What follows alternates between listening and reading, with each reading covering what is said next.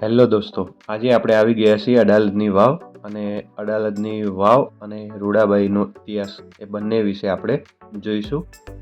અહીં તમે જોઈ શકો છો કે આગળનું જે પ્રાંગણ છે એની અંદર અહીંયા મંદિર એક જોવા મળે છે અને પાછળની સાઈડથી તમે ત્યાં જાઓ ત્યાં ટિકિટ બારી તમને જોવા મળે છે અને ત્યાંથી તમે સ્કેન કરી અથવા વેબસાઇટ ઉપર જઈ અને ટિકિટ મેળવી અને ત્યાં અંદર જઈ શકો છો. આપણે ટિકિટ લઈને અંદર આવી ગયા છીએ અને સૌ પ્રથમ અહીંયા રૂડાબાઈ જે છે એમના વિશે શિલાલેખ અહીંયા લખેલો છે, તો તમે એ વાંચી શકો છો. હિન્દી અને ગુજરાતી અને અંગ્રેજી ત્રણેય ભાષાની અંદર તમને આ શિલાલેખ જોવા મળે છે. એનો અભ્યાસ કરી શકો છો, એનો ઇતિહાસ જાણી શકો છો. અહીંથી આગળ આપણે જઈએ એટલે આ રીતે એનું આખી જે જગ્યા છે એ તમને અહીંયા જોવા મળે છે. અડાલજની વાવ અમદાવાદથી ઉત્તરે આશરે 20 કિલોમીટર દૂર આવેલી સુપ્રસિદ્ધ વાવ. સુલતાન મહમૂદ બેગડાના સમયમાં મહાન સ્મારક સમાન બે વાવોનું સ્થાપત્ય થયું. એક અમદાવાદના અસારવાપરામાં 1499માં મહમૂદ બેગડાના જનાનાની દદ્દાશ્રી બાઈ હરી સુલતાનીએ દાદા હરીની વાવ બંધાવી અને બીજી અડાલજના વાઘેલા રાવ વીરસિંહની ધર્મપત્ની રાણી રૂડાબાઈએ ભારતની વાવ સંવત 1555 ઈ. સ. 1499મી 1502 માં મહાસુદ પાંચમે પતિના સ્મરણાર્થે તે સમયના 5 લાખ રૂપિયા ખર્ચી અડાલજમાં બંધાવી. આ વાવને પૂર્વ, પશ્ચિમ અને દક્ષિણ 3 પ્રવેશદ્વાર મુખ છે અને તેથી તે જયા પ્રકારની વાવ ગણાય છે.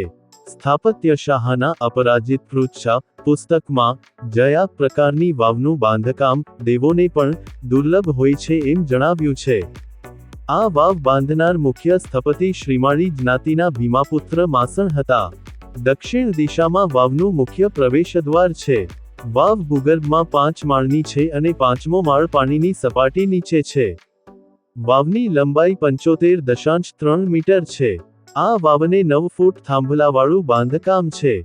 4 મંડપ છે. ત્રણેય પ્રવેશદ્વાર નીચેના પહેલા માળ તરફ જાય છે અને ત્યાં દ્વારમંડપ પર ભેગા થાય છે. વાવના બધા જ સ્તંભને 4 ભાગ છે. 1 કુંભી, 2 સ્તંભ, 3 ભરણું, 4 સરુ. સરુના ભાગ પર આડા પાટડા છે. બધા જ પાટડા શિલ્પકામથી ભરપૂર છે. પ્રથમ મંડપને 2 માળ છે. દરેક માળમાં 3-3ની હારમાં 4-4 એમ 12 સ્તંભ છે. સરુ અને સ્તંભને જોડતા ત્રાંસા નેજવા છે.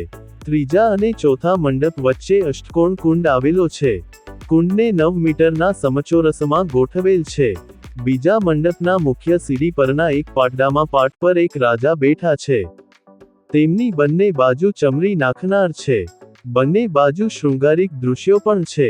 તેમાં વલોણું કરતી અને વાળ ઓળતી સ્ત્રીઓ, ડમરૂ અને કૂતરા સાથે ભૈરવ, નૃત્ય કરતી બાળાઓ, વાદ્યવાદકો તથા પોપટ સાથે એક છોકરી છે.